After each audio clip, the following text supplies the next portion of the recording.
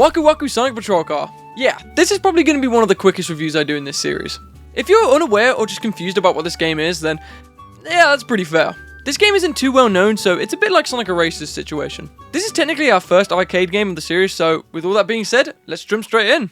Waku Waku Sonic Patrol Car is an arcade machine game released by Sega in December of 1991, so just a few months after Sonic 1 came out. Instead of being a traditional platformer, it's basically a kid-focused driving game where Sonic rides around in a police car and you have to keep the streets safe. From my knowledge and research, you'd usually find these kind of machines in small arcades, shopping malls, or family entertainment centers.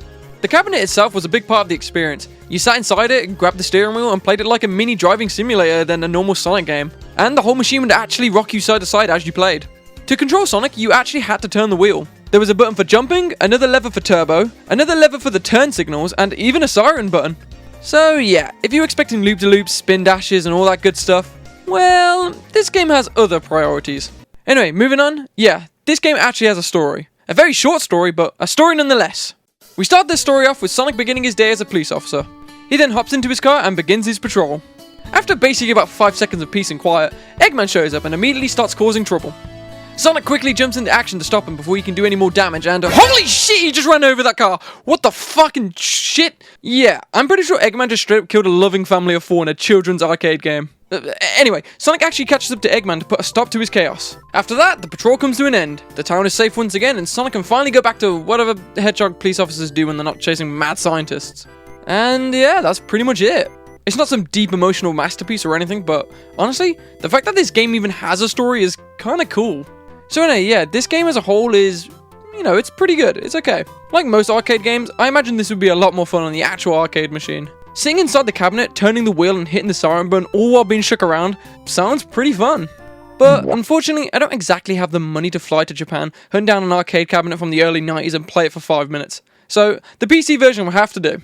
The gameplay itself is incredibly simple, which makes sense because this game was aimed at a younger audience. The gameplay itself is incredibly simple, which does make sense since the game was aimed at a younger audience. You steer the patrol car, do an occasional spin jump, use your turbo when needed, and occasionally flash your siren. And that's pretty much it for the entire gameplay. So yeah, the whole game doesn't actually have a lot of challenge to it. Most of the obstacles are easy to avoid, and once you've figured out the controls, you've basically seen everything the game has to offer.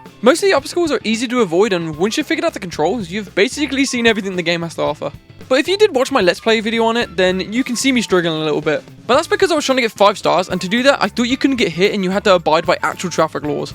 But nope, all you actually gotta do to get 5 stars is just reach the end as fast as you can.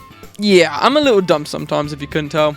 The game is also ridiculously short. You can literally beat this game under 3 minutes without much effort at all. But honestly, I don't think that's a bad thing. This was not designed to be some massive Sonic game. It was literally just made to entertain kids for a few minutes while their parents stood there and waited. As for the graphics, I actually think this game looks pretty nice. The streets are bright, colourful, and full of life. Like, everything is actually easy to see, which is important for a game that is aimed at younger players. And the vibrant colours really help the world feel cheerful and welcoming. I also just love how expressive Sonic is. Even though the animations are pretty simple, they do give him a lot of personality. Now, don't get me wrong, it's not the most impressive looking Sonic game ever made, but for a small arcade game from the early 90s, I'd say it does a pretty good job.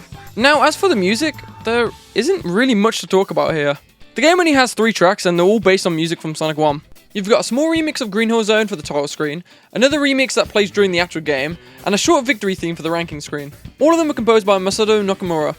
I definitely probably butchered that, I really tried, I'm sorry. But anyway, yeah, that being said, I do like the music. The tracks are upbeat, cheerful, and fit the game's colourful arcade vibe really well. Yeah, sure, they are the same songs from Sonic 1, but they do have slightly different takes on them. The title theme immediately lets you know that you're playing a Sonic game, and the in-game music does a good job of keeping things energetic while you're driving around stopping Eggman from committing traffic violations.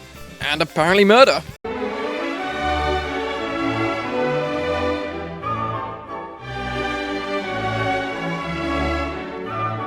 There's not enough music here for me to really dive deep into it, but for a game that's only a few minutes long, I think the soundtrack does its job perfectly fine. So, overall, Waku Waku Sonic Patrol Car is exactly what it looks like.